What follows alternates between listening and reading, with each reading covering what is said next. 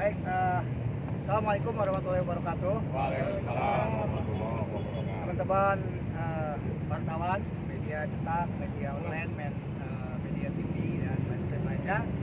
Terima kasih. Hari ini tanggal 6 Februari 2023 bertepatan di mana dengan hari lahirnya, hari jadinya Federasi Kampanye Mental Indonesia. Saya Riden Atamaji sebagai Presiden FSPMI. Nah, FSPMI dengan elemen buruh yang lainnya adalah inisiator atau pelanjut daripada Partai Buruh. Maka aksi kami juga mulai hari ini dan seterusnya itu akan selalu bersama dan dikomandoi oleh Partai Buruh.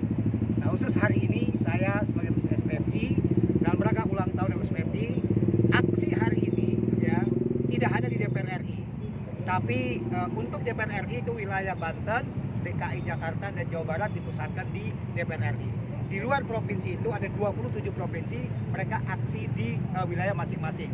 Dari Kepri, kemudian dari Sumatera Utara, kemudian Riau, Jambi, Bengkulu dan seterusnya sampai ke Gorontalo dan Sulawesi Selatan ya.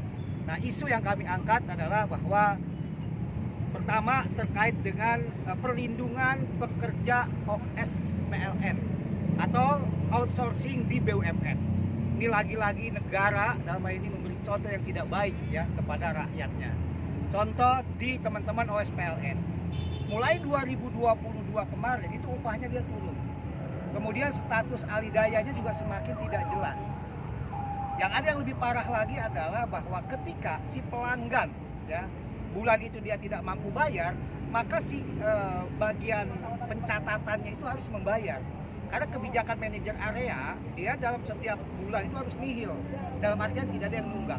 Ini kan ironis sekali. Udah upahnya turun, kemudian statusnya tidak jelas, kemudian juga ketika ada yang berhutang atau menunggak, dia harus melunasi. Ini yang pertama. Yang kedua tentang K3. Kasus di Morowali yang kemarin terjadi sampai rusuh itu, ya, itu diawali dengan asbabnya ada 2 orang yang meninggal di dalam di atas tungku, dia bekerja di atas kren, di bawahnya tungku, jatuh, meninggal ya karena terbakar. Dan juga ditambah dengan banyak hak-hak pekerja lain yang tidak dipenuhi. Nah, jadi kami meminta ya dalam kesempatan ini tentang K3 ya. K3 kami minta betul-betul harus diperhatikan. Dalam ini tentu Kemenaker ya sebagai tupoksinya. Kemudian juga perlindungan terhadap pekerja lokal. Lagi-lagi ya salah satu kasus di Morowali itu kenapa terjadi sampai kerusuhan? Karena sangat timpang sekali. Pekerjaan yang sama, jobnya sama antara pekerja lokal pribumi Indonesia dengan tenaga kerja asing, saya sebut saja Cina, itu beda sekali kesejahteraannya. Kita manusia punya hati, punya pikiran, tentu akan timbul rasa kecemburuan. Nah, terakhir adalah terhadap perlindungan pekerja di perkebunan. Nah, ini lagi-lagi Indonesia dikenal dengan hasil ya tertingginya tentang minyak goreng itu. Tapi ironis sekali para pekerja di perkebunan itu hak-haknya jauh daripada jangankan sejahtera, normatif saja mereka nggak terpenuhi. Bahkan ada istilah sistem kerjanya target. Misalkan target per hari dia harus mengunduh itu buah kelapa sawit itu 1 ton. Nah, ketika si karyawan itu tidak sanggup atau tidak tercapai dalam 1 hari 1 ton, maka diwajibkan atau diharuskan bagaimana caranya dapat 1 ton. Karena si karyawan itu tenaganya sudah habis, sudah lelah, maka diambil keluarganya, diambil saudaranya untuk membantu supaya target 1 ton itu tercapai. Ini ironis sekali. Udah upahnya jauh di atas rata-rata. Terakhir, kami mendengar ada draft rancangan undang-undang tentang Omnibus Law Kesehatan. RUU Omnibus Law Kesehatan.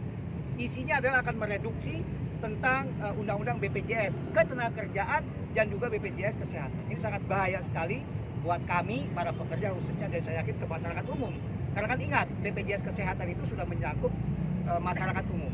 Maka dengan tegas hari ini kami FSPMI bersama Partai Buruh dan elemen gerakan buruh lainnya menyatakan sikap menolak terhadap RUU Omnibus Law Kesehatan itu. Insya Allah masa hari ini tidak kurang dari 5.000 ya berasal dari Banten, DKI dan Jawa Barat. Demikian saya Riden Atamaji sebagai Presiden FSPMI. Selanjutnya Presiden Partai Buruh.